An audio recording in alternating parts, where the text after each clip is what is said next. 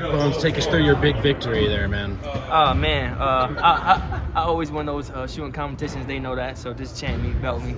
So but it's always good to have those competition shooting drills with them. It gets us, ready and locked in for the game of the night. So it's always good going to competition shooting drills with them. How's it gonna be having Will and Monte on the other side tonight? Man, it's gonna be crazy seeing them, in different jerseys and playing against them and really going at them, with them being on the other side of the floor. But at the same time, I'm happy for them, happy that they're in a new home. We miss them over here, but we know that they on another team now. So we're just going, compete and have fun, and be happy that we doing the thing that we love. Sorry, go ahead. I was going to same question. Do you still talk to either of them? Like season, not really. The off season, yeah. Season we really lock into the season, so it ain't really that much. Whether if we have a good game or something, maybe it's a big game or on messages or IG or something like that. But other than that, no. I know you only. Go ahead, Mike. Go ahead. Malone just talked a couple days ago. He talked about playing you alongside Jamal and how it would take a little bit of pressure off you. How has that dynamic worked, and do you feel like that ploy has worked? Yeah, because I know I'm a pinpoint when I get out there.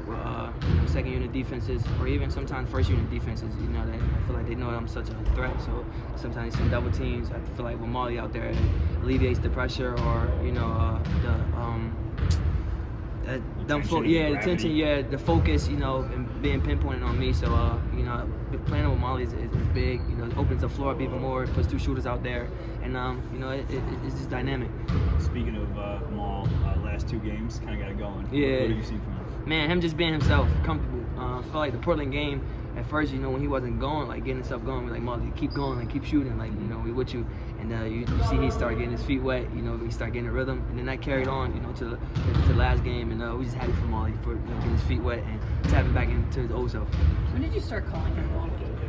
Man, I feel like I make the best nicknames for everybody. I'm not gonna lie. I just feel like it would just be natural. It's kind of hard for me to call him Jamal. I really don't call him that. I feel like Molly, that tells our bond. Me and Molly are very close, so that tells our bond. So yeah, that's a good name for him. Does he like it? Yeah, I think he do. I think he do like Molly. I feel like it's a good name. So. Even in the heat of the game, if you're hey, we gotta talk about this. Or you're Molly, here's what we're gonna do. Yeah, I feel like I'm not calling him Jamal in the heat of the moment. I feel like if I call him Jamal, then I feel like his mom talking to you or something. But with Molly, I feel like it's a brothership there. It's a tight connection. So yeah. What's on the Hall of Fame with Bones nicknames? Within this team, we'll keep it confined. I don't know. Yogi, Molly, who else? Double B for Bruce Brown. Okay. Double B. D, I call it DJ D. For AG? Nah, I don't. AG's just kind of AG. I call it MPJ, MP. I call him MP. Who else? Let me think. KCP? I just call him KC.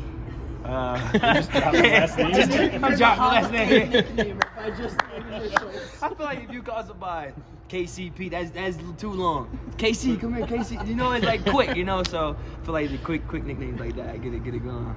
There's been a lot of tinkering on the not unit. You see a lot of different guys playing. Yeah. I know you'll hoop with anyone, but is that hard when you don't know who you're playing next to? And I didn't know.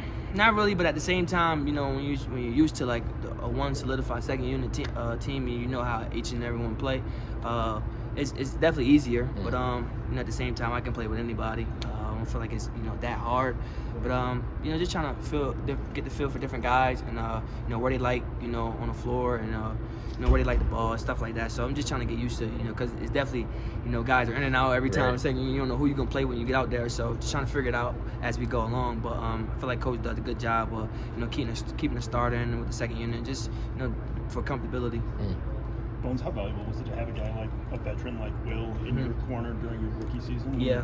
Every rookie has ups and downs. Yeah.